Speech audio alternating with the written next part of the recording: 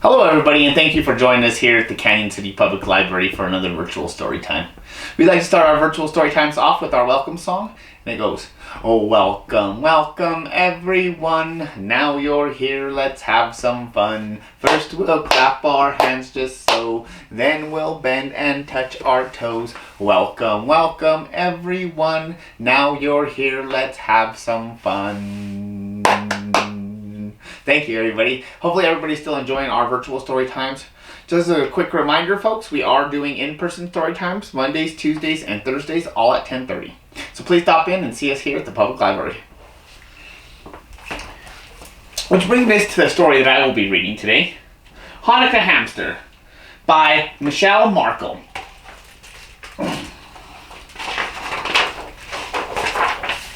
Published by Sleeping Bear Press.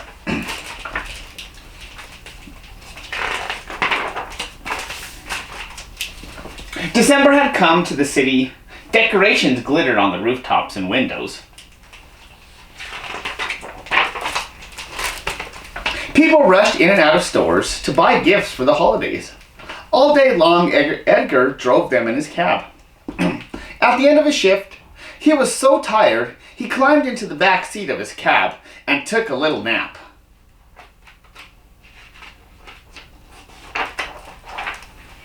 Oof! Something scrambled onto his chest. Hey! Something hairy brushed his face. Was it a dream? No, it was a hamster. Edgar scooped it up. The hamster settled into his hand. Its feet were so pink and tiny. Two beady black eyes blinked. Edgar stroked the hamster's back and then set it in his lunch bag. He wondered who'd left the hamster in his cab, but so many customers have gotten in and out. Edgar phoned in a report to the lost and found at the cab company. At his apartment, using a cardboard box and shredded newspaper, Edgar made a home for the hamster. There you go, he said, the Hanukkah blessing, and while the night stars watched, he lit 2 candles on his menorah. The next day, Edgar drove. More people on their holiday errands. He got a message from the lost and found saying that nobody had called about the hamster. That night, after lighting 3 candles, Edgar made chopped salad, the kind he used to eat back home, and he minced a tiny one for the hamster. You and me again. Edgar looked at the cucumbers and chickpeas on his plate. Then he watched the hamster nibble on his own salad. Okay if I call you chickpea? The following night, Edgar stopped at the lost and found desk. Has anybody called about the hamster? The manager shook her head. Edgar looked at the hamster supplies at the pet shop. He counted the tip money in his pocket. Enough for a nice wheel. I really shouldn't, Edgar thought. So instead, he just bought food. When he got home, he said the blessings and lit 4 candles. Chickpea got onto the bowl with his hamster food. He did a backflip. Was that a little smile? Edgar took pictures on his phone and shared them with his family in Israel. Day 5 of Hanukkah dawned cold and brisk. Throughout his shift, Edgar checked for messages, but no one had claimed the hamster. That night, he made a slide out of a cardboard tube. Chickpea whooshed down it. Whee! His nose twitched. On day 6 and 7 of Hanukkah, Edgar had a sinking feeling. Somebody might be missing this little hamster. Someone might be about to call. While the Hanukkah candles burned down, Edgar told Chickpea about Tel Aviv, about the outdoor cafes and palm trees, the warm breezes. He petted him on his black stripe, and the hamster fell asleep. The next morning, Edgar drove a customer to the outskirts of town. When he stopped the cab, the houses looked familiar. So did a woman standing in front of one of them, with a boy. She was a woman he had driven a few days ago, and that must be her son. Edgar felt a punch in his heart. He made himself wave and rolled down the window. "Little boy," he called. "Did you lose your hamster?" The hamster, the boy cried. I bought him for my classroom, the woman said. He disappeared the same day. She looked closely at Edgar. But I didn't think that he escaped during the cab ride. We thought he was hiding in the building, the boy said. Then we saw that the cage door was loose. Edgar showed them pictures on his phone. I've been calling him Chickpea. Here he is eating salad, his favorite. Here he's going down the slide. Look at his black stripe. He loves it when you pet him there.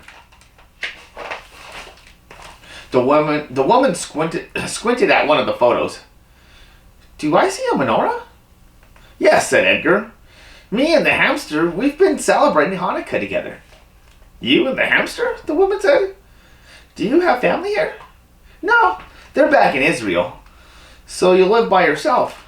Edgar nodded. Oh, it was very kind of you to take care of the hamster and to let us know. No trouble at all, Edgar said. You picked out a good one. He took a deep breath. So, I have to return him to you tomorrow before work. I can... The boy touched his mother's arm, and the two of them exchanged glances. I think this hamster belongs with you, the woman said to Edgar. He looks right at home. She reached out to shake his hand and wish him a wonderful holiday. That evening, while the stars shone above the kitchen window, Edgar said the blessings, lit all the candles on the menorah, and set out a donut for himself and a new will for his friend. Happy Hanukkah, Chickpea. The end. Hopefully everybody's been still practicing good hygiene at home. We've been using a song for our virtual story times, the hand washing song, and it goes... Tops and bottoms, in between, rub them all together, nice and clean, Tops and bottoms, in between, scrub them all together, nice and clean. Good job, everyone. Parents, hopefully you're still singing along with our songs. Your voice is something that brings comfort to your children and makes the virtual stories times a lot more enjoyable. Hi, everybody. Now let's read William's Winter Nap. William's Winter Nap. Words by Linda Ashman and pictures by Chuck Granick. Published by Disney Hyperion. In a house on a hill that's tall and steep, there's a boy named William who's ready to sleep. He drinks his cocoa, climbs in his bed. He fluffs the pillow beneath his head, then burrows down for a nice long nap, but wakes to the sound of a tap, tap, tap. Excuse me, but I've lost my way. I'm cold and tired. May I please stay? Will says, yes, I'll scooch a bit. There's room for two. I'm sure we'll fit. The two climb in and curl up tight. They yawn and say, good night, good night. It's quiet, just the clock's tick-tock. But wait, what's that? A knock, knock, knock. Oh, what a lovely, cozy place. Could you spare a smidge of space? Will says, yes, we'll scooch a bit. There's room for three. I'm sure we'll fit. The three climb in and curl up tight. They yawn and say, good night, good night. It's peaceful in the sleepy room, until that is the boom, boom, boom. My toes are numb, my tail is too. Okay if I come in with you? Will says, yes, we'll scooch a bit. There's room for four, I'm sure we'll fit. The four climb in and curl up tight. They yawn and say, good night, good night. Ping, ping, ping. Could that be the rain? No, pebbles on the window pane. May I come in? I need some rest. I promise I'm a perfect guest.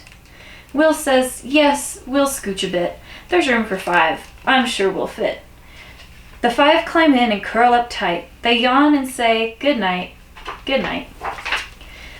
The sound of snoring soft and low, then crunch, some footsteps in the snow. A note is slipped beneath the door. Do you have room for just one more? I'd rather not. Too squished. No space. There's got to be some other place. We don't have room. Too hard to fit. No way. We can't consider it. Will says, if it's someone small, it might not be so hard at all. He tugs the door to see who's there. Uh-oh. Oh my. What now? Bear. I saw your light on through the trees. I'm lonely. May I join you, please?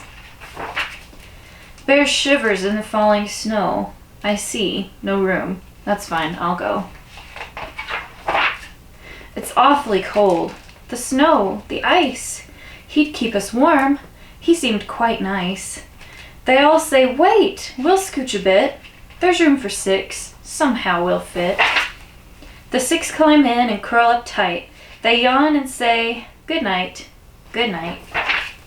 Sweet dreams, my friend, says Will. Sleep tight. I'll see you in the warm spring light. William's Winter Nap. Thank you for joining us for another virtual story time here at the Canyon City Public Library, and I will see you next week. Bye-bye.